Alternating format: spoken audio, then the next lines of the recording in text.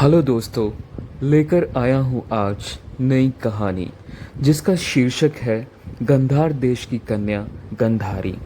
गंधारी गांधार देश के सुबल नामक राजा की कन्या थी। क्योंकि वह गंधार की राजकुमारी थी, इसलिए उनका नाम गंधारी पड़ा। ये हस्तिनापुर के महाराज धृतराष्ट्र की पत्नी और दुर्योधन आदि कौरवों की माता थी। गंधारी की भगवान शिव में विशेष आस्था थी और ये शिव की परम भक्त थी। एक पतिव्रता के रूप में गांधारी आदर्श नारी सिद्ध हुई थी। अपने पति धृतराष्ट्र के अंधा होने के कारण विवाह उपरांत ही गांधारी ने भी आंखों पर पट्टी बांध ली तथा उसे आजन्म बांधे रहीं। महाभारत के अनंतर गांधारी अपने पति कुंती और विदुर के साथ वन में चली गईं, जहां दावाग्नि में वे जलकर भस्म हो गईं। गंधारी का परिचय। संसार की पतिव्रता और महान नारियों में गंधारी का विशेष स्थान है। गंधार के राजा सुबल इनके पिता और शकुनी भाई थे। जब गंधारी का विवाह नेत्रहीन धृतराष्ट्र से हुआ, तभी से गंधारी ने भी अपनी आंखों पर पट्टी बांध ली। इन्होंने सोचा कि जब मेरे पति ही नेत्रहीन हैं, तब मुझे संसार को देखने का अधिकार नहीं है। पति के लिए इंद्रिय सुख के त्याग का ऐसा उदाहरण अन्यंतर नहीं मिलता। किंतु गंधारी का भाई शकुनी इस विवाह से प्रसन्न नहीं था, क्योंकि नेत्रहीन धृतराष्ट्र के साथ गंधारी के विवाह का प्रस्ताव लेकर जब गंगा पुत्र भीष्म सुबल के पास पहुंचे, तब शकुनी ने इसे अपने पिता तथा स्वयं का बहुत बड़ा अपमान माना। शकुनी इस बात से बड़ा क्रोधित था कि उसकी बहन के लिए भीष्म एक नेत्रहीन व्यक्ति का प्रस्ताव लेकर आए हैं। शकुनी ने इसी दिन ये प्रण कर लिया था कि वह हस्तिनापुर में कभी सुख शांति नहीं रहने देगा। महाभारत युद्ध के लिए जो परिस्थितियां जिम्मेदार थीं, उनके लिए गंधारी का भाई शकुनी भी एक बड़ा कारण था। विवाह और संतान।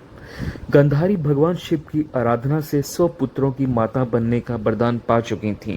भीष्म की प्रेरणा से धृतराष्ट्र का विवाह गंधारी के साथ किया गया। गंधारी ने जब सुना कि उसका भावी पति अंधा है, तो उसने भी अपनी आंखों पर पट्टी बांध ली, जिससे कि पतिव्रत धर्म का पालन कर पाए। एक दिन जब महर्षि व्यास अत्यंत थके हुए तथा भूखे थे, वे महल में पधारे। ऐसे समय में गंधारी ने उनका आदर सत्कार किया। प्रसन्न होकर व्यास ने गंधारी को अपने पति के अनुरूप 100 पुत्र प्राप्त करने का वरदान दिया। गर्भदान के उपरांत 2 वर्ष बीत गए। कुंती ने एक पुत्र प्राप्त भी कर लिया, किंतु गंधारी ने संतान को जन्म नहीं दिया। अतः क्रोध और ईर्ष्या के वशीभूत उसने अपने उदर पर प्रहार किया, जिससे लोहे के समान कठोर मांसपिंड निकला। व्यास जी के प्रकट होने पर गंधारी ने उन्हें सब कुछ कह सुनाया। व्यास ने एक गुप्त स्थान पर घी से भरे हुए 101 मटके रखवा दिए। मांसपिंड को शीतल जल से धोने पर उसके 101 खंड हो गए। प्रत्येक खंड एक मटके में 2 वर्ष के लिए रखा गया। उसके बाद ढक्कन खोलने पर प्रत्येक मटके से एक एक बालक प्रकट हुआ। अंतिम मटके से एक कन्या प्राप्त हुई। उसका नाम दुशाला रखा गया तथा उसका विवाह जयद्रथ से हुआ। पहला मटका खोलने पर जो बालक प्रकट हुआ था, उसका नाम दुर्योधन हुआ। उसने जन्म लेते ही बुरी तरह से बोलना प्रारंभ कर दिया। इस समय प्रकृति में कई अपशकुन प्रकट हुए। पंडितों ने महाराज धृतराष्ट्र से कहा, इस बालक का परित्याग कर देने से कौरव वंश की रक्षा हो सकती है, अन्यथा अनर्थ होगा। किंतु मोहवश गंधारी तथा धृतराष्ट्र ने उसका परित्याग नहीं किया। उसी दिन कुंती के घर में भीम ने जन्म लिया। धृतराष्ट्र की एक वैश्य जाति की सेविका थी, जिससे धृतराष्ट्र को युत्सुकरण नामक पुत्र की प्राप्ति हुई।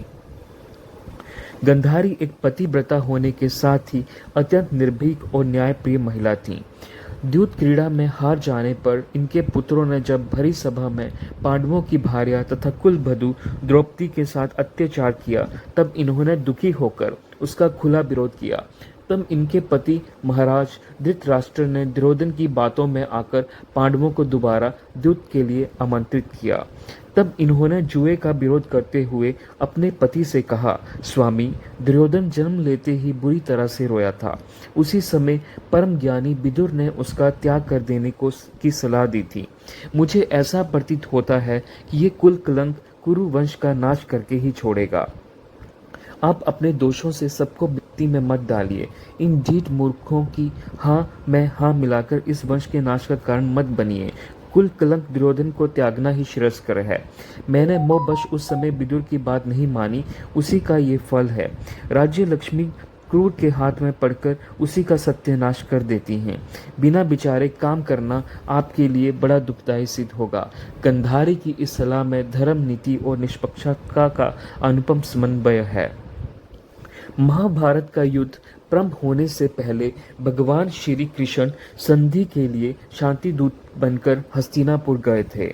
उन्होंने दुर्योधन के समक्ष ये प्रस्ताव रखा था कि यदि पांडवों को 5 गांव भी दे दिए जाए तब भी वे युद्ध नहीं करेंगे और संतुष्ट हो जाएंगे। किंतु दुर्योधन ने उनके प्रस्ताव को ठुकरा दिया था। बिना युद्ध के सुई की नोक के बराबर भी जमीन देना स्वीकार नहीं किया। इसके बाद गंधारी ने उसको समझाते हुए कहा, बेटा, मेरी बात ध्यान से सुनो।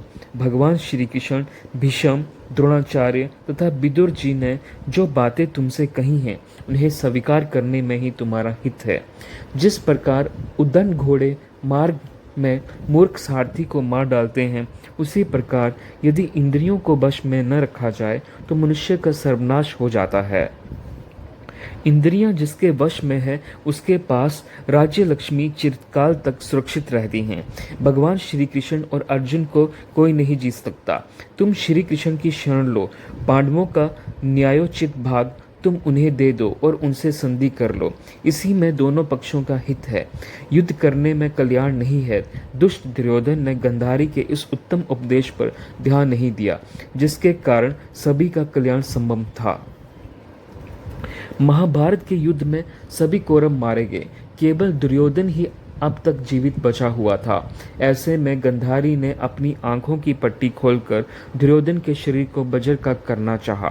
गंधारी ने भगवान शिव से ये वरदान पाया था कि वह जिस किसी को भी अपने नेत्रों की पट्टी खोलकर नग्न अवस्था में देखेगी, उसका शरीर वज्र का हो जाएगा। इसलिए गंधारी ने दुर्योधन से कहा कि वह गंगा में स्नान करने के पश्चात उसके सामने नग्न अवस्था में उपस्थित हो। किंतु कृष्ण की योजना और बहकाने के कारण दुर्योधन का समस्त शरीर वज्र का नहीं हो सका। जब दुर्योधन गंगा स्नान के बाद नग्न अवस्था में गंधारी के समक्ष उपस्थित होने के लिए आ रहा था, तभी मार्ग में श्री कृष्ण उसे मिल गए और उन्होंने दुर्योधन को बहका दिया कि इतना बड़ा हो जाने के बाद भी वह गंधारी के समक्ष नग्न होकर जाएगा। श्री कृष्ण ने दुर्योधन से कहा कि क्या तुम्हें लज्जा नहीं आती। इस पर दुर्योधन ने अपनी जंघा पर पत्ते लपेट लिए और गंधारी के समक्ष उपस्थित हो गया। जब गंधारी ने अपने नेत्रों से पट्टी खोलकर उसे देखा तो उसकी दिव्य दृष्टि जंघा पर नहीं पड़ सकी, जिस कारण दुर्योधन की जंघाएं वज्र की नहीं हो सकी। अपने प्रण के अनुसार ही महाभारत के अंत में भीम ने गदा से दुर्योधन की जांघ पर प्रहार किया। महाभारत युद्ध के अंतिम समय में जब भीम द्वारा दुर्योधन की जंघा तोड़ दी गई और वह भूमि पर पड़ा अपनी मृत्यु की प्रतीक्षा कर रहा था, गंधारी ने अपनी आंखों की पट्टी को खोल दिया और वह कुरुक्षेत्र में दौड़ आई। उन्होंने वहां महाभारत के महायुद्ध का विनाशकारी परिणाम देखा। उनका एकमात्र जीवित पुत्र दुर्योधन भी अब अपनी अंतिम सांसें ले रहा था। पांडव तो किसी प्रकार भगवान श्री कृष्ण की कृपा से गंधारी के क्रोध से बच गए, किंतु भाग्यवश भगवान श्री कृष्ण को उनके शाप को शिरोधार्य करना पड़ा और यदुवंश के परस्पर कलह के कारण महाविनाश हुआ। महाराज युधिष्ठिर के राज्याभिषेक के बाद देवी गंधारी कुछ समय तक पांडवों के साथ रहीं और अंत में अपने पति के साथ तपस्या करने के लिए वन में चली गईं। उन्होंने अपने पति के साथ अपने शरीर को दाब अग्नि में भस्म कर डाला। गंधारी ने इस लोक में पति सेवा करके परलोक में भी पति का सानिध्य प्राप्त किया। वे अपने नश्वर देह को छोड़कर अपने पति के साथ ही कुबेर के लोक में गईं। पतिव्रता नारियों के लिए गंधारी का चरित्र अनुपम शिक्षा का विषय है। महाभारत में विजय प्राप्त करने के उपरांत पांडव पुत्र विहीना गंधारी के सम्मुख जाने का साहस नहीं कर पा रहे थे। वह उन्हें देखते ही कोई शाप न दे दे, इस बात का भी भय था। अतः उन लोगों ने श्री कृष्ण को तैयार करके उनके पास भेजा। कृष्ण गंधारी के क्रोध का शमन कर आए। तदुपरांत पांडव धृतराष्ट्र की आज्ञा लेकर गंधारी के दर्शन करने गए। गंधारी उन्हें शाप देने के लिए उद्यत हुई, किंतु महर्षि व्यास ने उनकी मन स्थिति जानकर उन्हें समझाया कि कौरवों के प्रतिदिन प्रणाम करने पर वह आशीष देती थी कि जहाँ धर्म वहीं जय हो। फिर धर्म के जितने पर उन्हें इस प्रकार क्रुद्ध नहीं होना चाहिए। गंधारी ने कहा कि भीम ने दुर्योधन के साथ अधर्म युद्ध किया था। उसने नाभि के नीचे गदा से प्रहार किया, जो कि नियम विरुद्ध था। अतः उस संदर्भ में वह उन्हें कैसे क्षमा कर दे। भीम ने अपने इस अपराध के लिए क्षमा याचना की, साथ ही याद दिलाया कि उसने भी द्यूत क्रीड़ा किया, जो नियम विरुद्ध था, आदि में अधर्म का प्रयोग किया था। गंधारी ने पुनः कहा, तुमने दुशासन का रक्त पान किया। भीम ने कहा, सूर्य पुत्र यम जानते हैं कि रक्त मेरे दांत के अंदर नहीं गया, मेरे हाथ रक्त रंजित थे। वह कर्म केवल त्रास उत्पन्न करने के लिए किया था। द्रौपदी के केश खींचे जाने पर मैंने ऐसी प्रतिज्ञा की थी। गंधारी ने कहा, तुम मेरे किसी भी एक कम अपराधी पुत्र को जीवित छोड़ देते तो हम दोनों के बुढ़ापे का सहारा रहता। गंधारी ने युधिष्ठिर को पुकारा। वे कौरवों को वध करने का अपराध स्वीकारते हुए गंधारी के चरण स्पर्श करने लगे। गंधारी ने आंख पर बंधी पट्टी से ही उनके पैर की कोर देखी और उनके नाखून काले पड़ गए। ये देखकर अर्जुन भयभीत होकर कृष्ण के पीछे छिप गए। उसके छिपने की चेष्टा जानकर गंधारी का क्रोध ठंडा पड़ गया। तदुपरांत पांडवों ने कुंती के दर्शन किए। कुंती पांडवों के क्षत विक्षत शरीरों पर हाथ फेरती और देखती ही रह गई। अभिमन्यु ही नहीं, और भी कई पांडव पुत्र वीरगति को प्राप्त हुए थे। कुंती तथा द्रौपदी अपने बेटों को याद कर रोती रहीं। उन सब के बिना राज्य भला किस काम का था। गंधारी ने दोनों को धीरज बंधाया। जो होना था हो गया, उसके लिए शोक करने से क्या लाभ। तदंतर वेद व्यास के वरदान से गंधारी को दिव्य दृष्टि प्राप्त हुई, जिससे वह कौरवों का संपूर्ण विनाश स्थल देखने में समर्थ हो गई। गंधारी युद्ध क्षेत्र में पड़े कौरव पांडव बंधुओं सैनिकों को शब्द तथा उनसे चिपटकर रोती उनकी पत्नियों और माताओं का विलाप देखकर श्री कृष्ण को संबोधित करने लगी। उन दुखियारों में उत्तरा भी थी, कौरवों की पत्नियां भी थी, दुशाला भी थी। भूरी श्रवा की पत्नियां विलाप कर रही थी। शल्य, भगदत्त, भीष्म, द्रोण को देख गंधारी सस्ती रही, विलाप करती रही। द्रुपद की रानियां और पुत्र बधुएं उसकी जलती चिता की परिक्रमा ले रही थीं। रोते रोते गंधारी अचानक क्रुद्ध हो उठी। उन्होंने श्री कृष्ण से कहा, मेरे पति व्रत में बल है तो शाप देती हूँ कि यादव वंशी समस्त लोग परस्पर लड़कर मर जाएंगे, तुम्हारा वंश नष्ट हो जाएगा, तुम अकेले जंगल में अशोभनीय मृत्यु प्राप्त करोगे, क्योंकि कौरव पांडवों का युद्ध रोक लेने में एकमात्र तुम ही समर्थ थे और तुमने उन्हें रोका नहीं। तुम्हारे देखते देखते कुरु वंश का नाश हो गया। श्री कृष्ण ने मुस्कुराकर कहा, जो कुछ आप कह रही हैं यथार्थ है, ये सब तो पूर्व निश्चित है, ऐसा ही होगा। धन्यवाद दोस्तों, कृपया चैनल को सब्सक्राइब करें और वीडियो को हमेशा ही शेयर करें।